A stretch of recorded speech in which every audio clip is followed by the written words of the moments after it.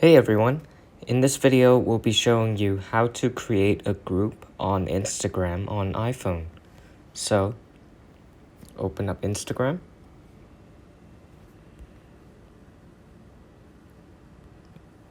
And tap on the direct message button. And then tap on the button on the top right corner with the pen. And add the people you want to add.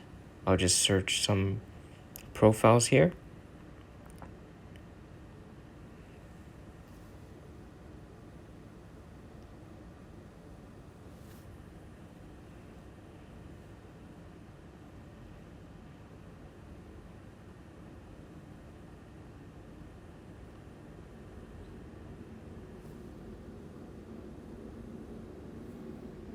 Okay, once you're done, tap chat.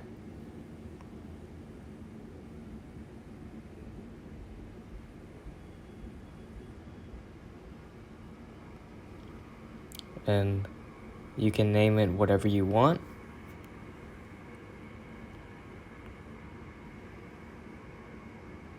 And that's it. Thanks for watching this video. We hope you found it helpful. Please give it a like if you did, comment if you have any more questions, and subscribe to our channel for more content like this in the future. Bye!